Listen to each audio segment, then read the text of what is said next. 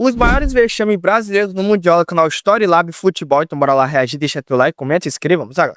Olá! Olá! Sejam muito bem-vindos a mais um vídeo. Simbora. E nesse mês, vamos relembrar os maiores vexames Chama o de like clubes aqui. brasileiros em campeonatos mundiais.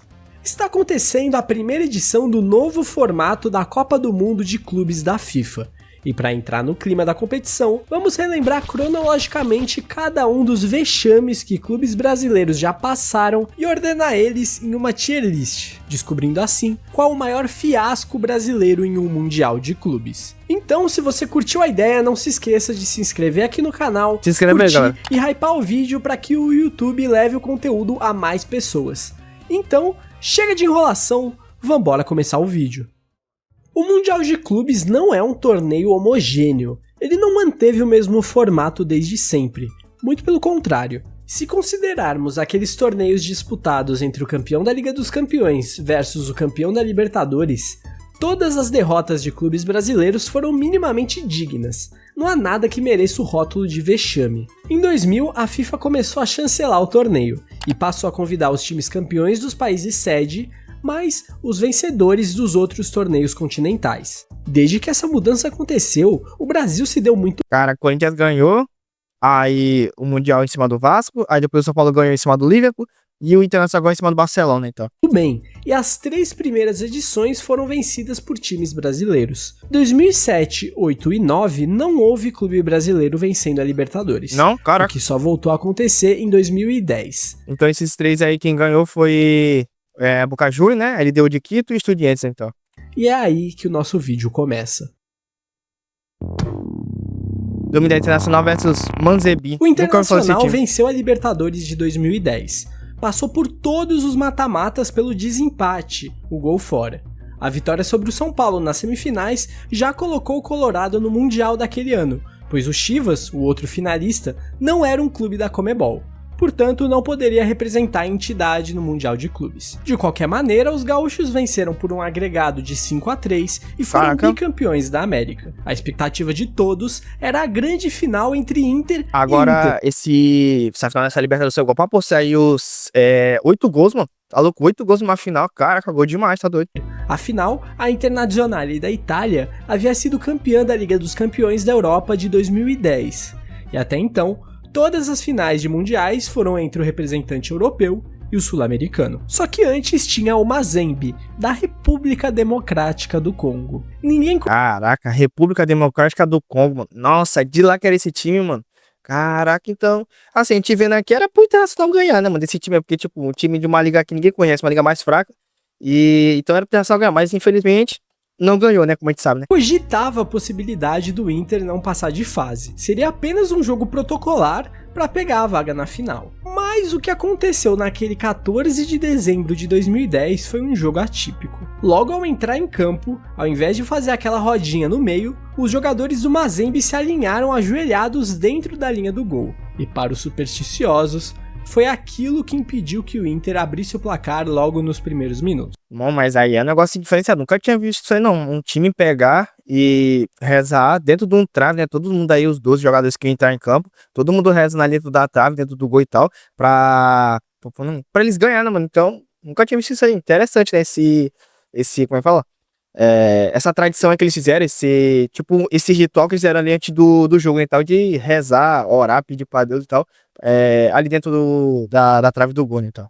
Aos 7 minutos da segunda etapa, a coisa começou a azedar para o Internacional. Cabango dominou sozinho na área e abriu o placar para o time da República Nossa, golaço. Democrática do Em Congo. cima de 3 caras ele fez o 5 gol. minutos para o apito final, em mais um contra-ataque, o Mazembe fechou a conta. 2-0. Pela primeira vez, um clube sul-americano estava de fora da final do Mundial. O choque foi assombroso. 2-0, Ninguém caraca. esperava um revés. A zoação ficou ainda maior pela exótica comemoração do goleiro congolês Kidiaba, que é utilizada até hoje para provocar os colorados. O Inter encerrou sua Caraca, participação mano, que loucura, né, mano? Nossa, mano. Perde ele de 2-0 pra esse time aí, ou seja, não fizeram nenhum gol internacional, mano. Caraca, mano. no Mundial, vencendo facilmente o Seonan, representante sul-coreano, enquanto o Mazembe foi varrido facilmente pelo xará italiano, a Inter de Milão. Caraca, então o Mazembe pegou 3-0 pra Internacional, né, mano? Então, fez nadinha também na final, né, o Mazembe. Só fez a graça de passar pelo Internacional, que tipo, O Internacional era favorito, mas mesmo assim perdeu, né? Então não teve nem chance o Mazembe pra cima da Internacional. 3-0. Inclusive, será que alguém sabe Eto'o. o porquê que o Eto'o comemorou o segundo gol levantando 2 sacolas de supermercado? Apesar da imprensa brasileira tratar o Mazembe como um completo aleatório, ele é um gigante do seu continente. Ao lado do Zamalek, é hoje o segundo maior campeão africano. Um feito muito relevante, ainda mais levando em conta que é um clube de uma região muito marcada por conflitos e guerras, sendo o principal clube da África subsaariana. Na época, o Mazembe tinha um investimento muito acima da média para o futebol africano. Por isso, venceu a CAF Champions League de 2009 e 2010. Em 2010, inclusive, aplicou um 5-0 no jogo de ida da final em cima do Esperance. Bom, dito tudo isso, o saldo foi bem negativo para os colorados. O fato de ter sido o primeiro a cair antes da final para um time da República Democrática do Congo vai fazer com que o Inter brigue lá no topo da Verdade, nossa mano. lista. Foi vexame mesmo, Candidato pô. forte. Santos vs Barcelona. Ah, aí foi de bom, mano. Não tinha nem o Logo que no fazer. seguinte foi a vez do Santos vencer a Copa Libertadores. Ganhou em São Penharol. Em junho, já estava definido que o time de Neymar, Ganso e companhia ia tentar o tricampeonato mundial no Japão. O seu grande adversário já estava definido também. O Barcelona foi coroado campeão da Liga dos Campeões de 2011 de forma Ganhando o Manchester United, extremamente dominante. Mas os santistas estavam confiantes. Na comemoração do título da Libertadores, o lateral Léo deu a seguinte declaração. Tava engasgado, né, cara? Desde 2003 a gente segurou e deixou escapar. Hoje não ia escapar. Japão, a gente se encontra lá. A gente pega o Barcelona lá, vamos ver se é isso tudo. Alguns meses Aí no Japão a gente vai pegar o Barcelona e vamos ver se é isso tudo. Nossa, mano. Falou besteira, porque esse Barcelona dessa época era do Barcelona, do Pepe Guardiola, e nossa, aquilo era uma máquina, mano. Era uma máquina aquele time ali do Tiki-Taka. depois, já no Japão, o Santos espantou a zebra e venceu o Kashima Reysol por 3-1. Do outro lado, o Barcelona enfiou 4 no Al-Sadd, com destaque para esse primeiro gol marcado pelo brasileiro Adriano. Que lambança, hein, goleirão? O Santos não chegava à final como favorito. Longe disso.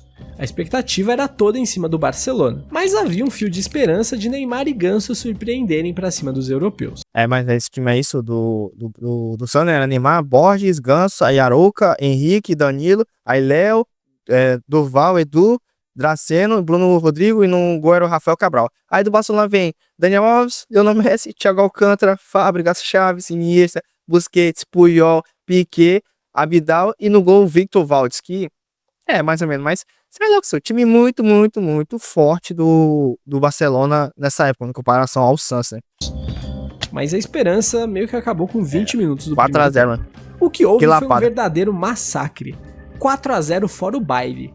E olha que o Barcelona tirou o pé legal no segundo tempo. Com certeza o Léo teve sua pergunta respondida. Verdade. Foi a maior goleada em uma final de mundial desde os anos 60. Nunca houve tanta diferença entre as duas equipes finalistas. Por mais que o desnível entre o Barcelona de 2011 para o Santos seja abismal, não pode tomar 4 em uma final em nenhuma hipótese. Verdade. O estúdio Porque entendeu? Isso é uma lapada muito grande. 4-0 no Mundial, mano. Uma final, mano. É muito grande. Ou seja, se o Santos tivesse pegado pelo menos 2, 2-0 tava bom, mano. Ou se não 2-1 e tal. Ou se não tivesse ficado 4-2, tava bom. Mas, pô, 4-0 sem fazer nenhum gol, o Santos conseguiu fazer em cima do Barcelona, mano. Então, é complicadinho. antes de 2009 era um time muito pior, tinha uma diferença muito maior comparado a esse Santos e Barcelona e levou o jogo para prorrogação. Quase ganhou inclusive, Caraca. O Barcelona só foi empatar aos 44 do Nossa. segundo tempo. Comparem os times de Grêmio e Real Madrid em 2017. 17. Mesmo assim, o Grêmio conseguiu segurar e levar só 1-0. Tá certo Foi. que ele não deu nenhum chute ao gol. Quando o Grêmio deu não chute algum mesmo. O cara que teve 7 chutes do Real Madrid, nenhum do Grêmio. Caraca. Mas eu ainda acho mais digno não chutar no gol e perder de 1-0 do que levar 4. Por isso, o Santos de 2011 vai entrar no 4º nível da nossa lista. Não é nenhum Mazembe, mas é feião levar 4 numa final de verdade.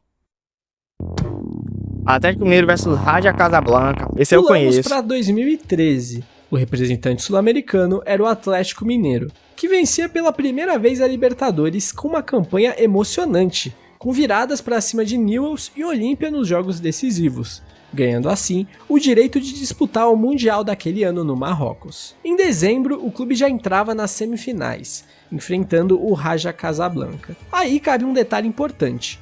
o Raja não era o campeão continental. Ele estava no Mundial como campeão marroquino, país sede. Ah, O sim, campeão entendi. africano daquela edição era o Al Ahly, que estava na outra chave.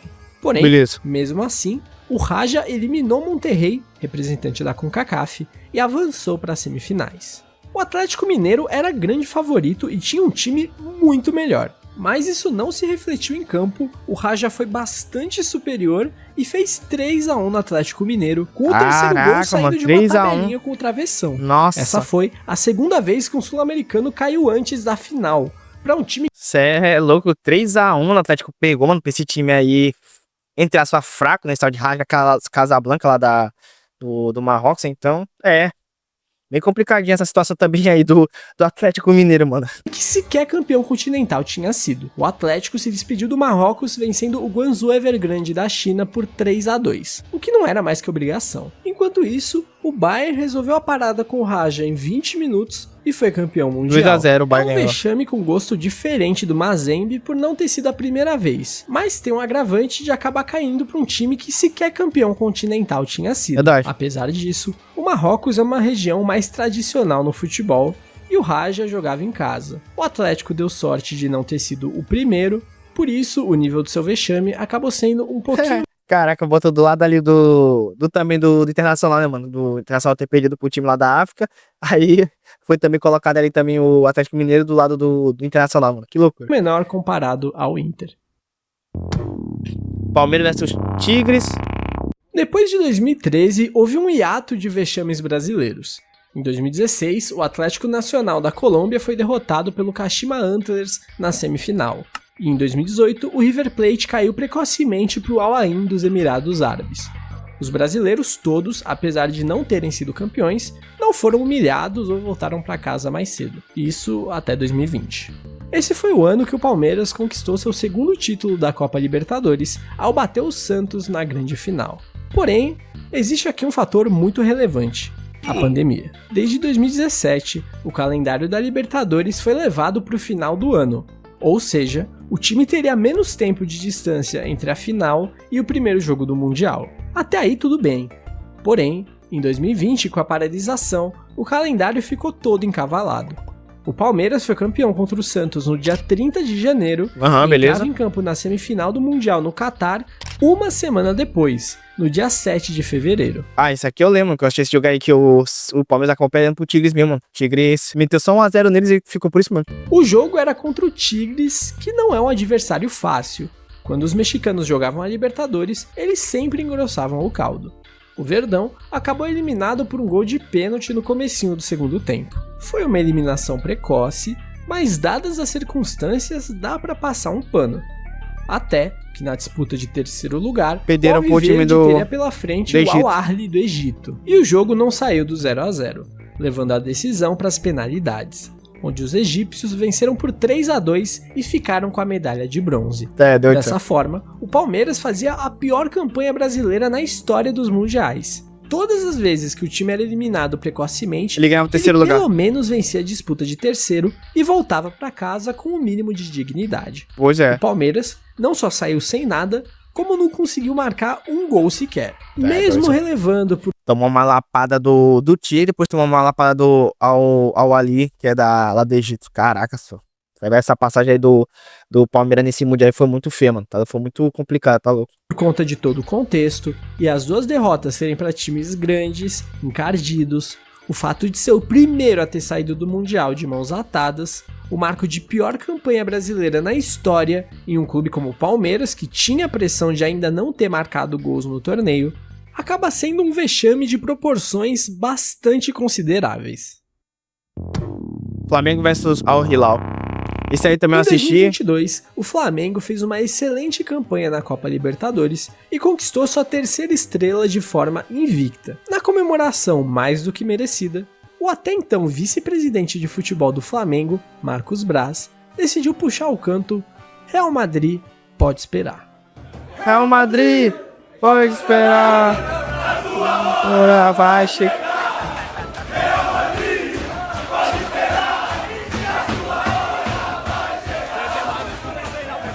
Vale ressaltar que esse cântico surgiu com a torcida do Vasco no pré-mundial de Ai, ai, meu Deus do céu. 1998. Na oportunidade, a equipe cruzmaltina acabou derrotada por 2-1 em um jogo muito disputado. Já o Flamengo teria um pequeno detalhe pela frente. Al Hilal. Antes do Real Madrid, o clube teria que vencer o Al Hilal. E nessa época, olha, já era bom, mano. Já era um time bem forte, mano. Porque tá ligado, galera? Na Arábia Saudita lá, os caras têm dinheiro infinito por causa do petróleo. Então, o Al Hilal tinha um time muito bom porque tinha muito investimento desse time deles. Ou seja, é complicado a situação pro Flamengo nesse jogo aí, mano. Da Arábia Saudita. Você provavelmente conhece esse time hoje, Claro. pelas passagens de Neymar, Jorge Jesus, entre outros. Mas na época o melhorzinho desse time era o Vieto. E pra quem pretendia bater de frente com o Real Madrid, acabou tendo um choque de 3-2. realidade ao ser derrotado pelo possante Al Hilal por 3-2. Nessa época, galera, tinha jogadores, até mais ou menos, mas tipo, já tinha muita grana nessa época já o Al Hilal, né? Ou seja, depois desse Mundial pra frente, o Al Hilal só aumentou, mano. Foi só melhorando. Tanto que depois eles contrataram o Messi não, contrataram o Neymar, aí depois agora a gente já contrataram o Benzema e outros jogadores aí que jogaram, como é que fala? Jogaram no futebol europeu, eles contrataram vários jogadores que tinham um salário muito grande, eram muito famosos, eles contrataram lá pro Al Hilal, ou seja, o Al Hilal, dinheiro infinito, tiveram como contratar vários jogadores grandes. Então, esse time era, entre aspas, até que mais ou menos pro Flamengo ganhar, mas aí o Flamengo acabou perdendo, então.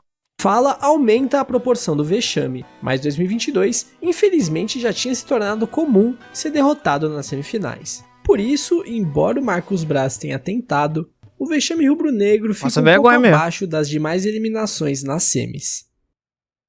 Porque o coisa era favorito do Flamengo e acabou perdendo, mesmo assim pro... No ano seguinte, 2023, Fluminense. foi a vez do Fluminense vencer a Libertadores. Era o primeiro título continental da história do clube. Verdade. E as expectativas para o Mundial eram altas.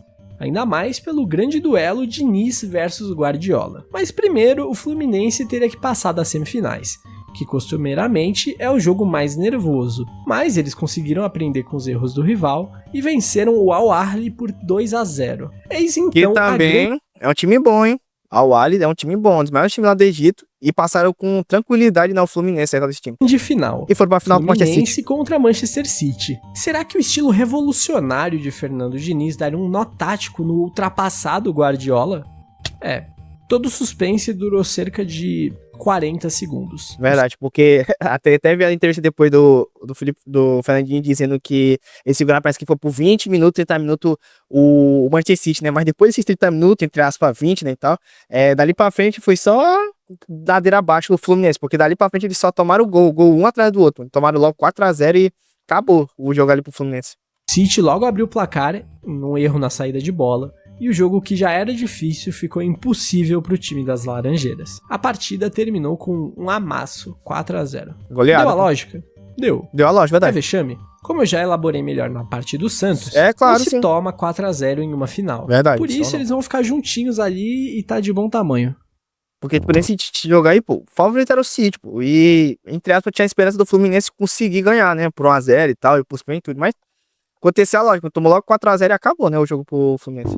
Botafogo vs Pachuca, esse aí também assisti. Por último, mas não menos importante, temos a participação do Botafogo no Mundial de 2024. Assim como o Atlético Mineiro e Fluminense, o Botafogo conquistava sua primeira Libertadores. O Mundial daquele ano foi renomeado para Intercontinental e acabou tendo umas pequenas mudanças no regulamento. Agora, haveriam 4 fases. O clube brasileiro entra na segunda, onde enfrenta o representante da CONCACAF no Derby das Américas. O vencedor desse confronto pega o vencedor da Copa África Ásia Pacífico na semifinal, para aí sim chegar à decisão contra o representante europeu, que tem vaga cativa. Porém, aquele ano de 2024 para o Botafogo foi bastante corrido. Além da Libertadores, o clube levou para casa também o Campeonato Brasileiro. E o Nacional foi bem pegado. O Glorioso só confirmou a taça na última rodada, disputada no dia 8 de dezembro. Do São Paulo, e a estreia no Mundial era no dia 11, lá no Catar. Pode-se dizer que essa batalha acabou prejudicando o clube carioca, que chegou no Mundial para enfrentar o Pachuca sobrecarregado, né? E de ressaca do título que não vinha desde 1995. Cara, que fazia muito tempo que o Botafogo não ganhava o Brasileirão, né? Mas espera, por aí a gente tem uma noção mais ou menos que, tipo, era pro Botafogo ter mais um pouquinho de tempo assim pra descansar, né? Tá? Pra poder jogar com o Pachuca, mas não, jogaram com o Pachuca logo. Todo mundo tava sobrecarregado, a galera do Botafogo, e foi jogar com o Pachuca assim mesmo, hein? Tomaram 3-0, né? E o Pachuca jogou fácil, como se estivesse batendo em alguém de ressaca. 3-0, fora o baile. o clube mexicano ainda venceu as semifinais e chegou à decisão quando foi varrido pelo Real Madrid. Tomou 3 a Essa 0. participação acabou sendo a pior de um clube brasileiro, uma vez que eles foram eliminados antes mesmo da semifinal. Verdade. Somado ao fato de ter sido um 3 a 0 para um clube mexicano, que apesar de ser chato, não é o tipo de adversário que um clube brasileiro deva perder dessa forma. Por isso, Porque, ele tipo assim, vai em se... comparação aos outras seleções, os outros, como é o nome? Os times de outros países, o México é o local onde tem os times mais fracos, mano, aqui das Américas, né, e tal. E, sei lá, mano, eu acho que não era pro Botafogo ter perdido pra esse Pachuca, não, mano. Era não, porque, tipo, o Botafogo era favorito, mas mesmo assim perdeu pro Pachuca, mano, do México. juntar a Palmeiras e Flamengo na prateleira do meio por um simples fator. Na iminência do Super Mundial, a competição que o Botafogo participou acabou perdendo um pouco do holofote. Conclusão, vamos lá. Agora que vimos todos os vexames detalhadamente, vamos arrumar nossa lista. Eu acho que Santos e Fluminense meio que tanto faz a ordem aqui embaixo, os dois dão meio que na mesma, mas aqui em cima eu vou colocar o Botafogo à frente de Palmeiras e Flamengo, porque tomar 3 do Pachuca é sacanagem. É sacanagem, meu. E acabou sendo a pior campanha no final das contas, então acho justo eles ficarem na frente. Embora é importante frisar que o Botafogo não jogou um segundo jogo como o Palmeiras. Agora, para decidir o pior, eu acho que tá muito claro. Por mais que o Raja também tenha sido um choque, o Mazembe foi um marco no futebol mundial. Um time com Caraca, vai chamar Supremo, vai pro Internacional ter perdido pro Mazembe, né, mano? Cara. golês que ninguém dava nada, meteu 2 a 0 no Inter, eliminou um sul-americano antes da final do Mundial pela primeira vez na história, é muito marcante. É verdade. E ainda tem a cereja do bolo, que é a dancinha do Kidiaba. Então, é imbatível. Portanto, meus parabéns, Internacional. Caraca, o maior vexame brasileiro na história dos mundiais é seu. Pode comemorar, torcedor colorado. A galera colorada Bom, deve ter ficado muito com bolada. isso, vamos encerrando o vídeo desse mês. Espero que tenham A curtido. galera deve ter ficado muito bolada com esse... Como é que fala? Com o Internacional ter perdido pra esse time nessa época, mano. Esse tal de Mazembe, tá louco, mano. Nossa. Mas é galera, espero que vocês tenham gostado. Deixa teu like, comenta aqui embaixo o que você achou. Comenta nos próximos vídeos, se inscreva aí no canal. Me siga no meu Instagram, vai estar aqui embaixo. E pra quem não sabe, eu tenho meu outro canal, que é o meu canal de react. Lá eu faço react sobre tudo, tipo, quando a gente não ri, mitais, curiosidades, deixa eu ver mais. Tente não rir, então caso vocês queiram se inscrever lá, eu tô deixando o card na tela. Então acho que mais é isso. Obrigado novamente, valeu, até a próxima. Fui.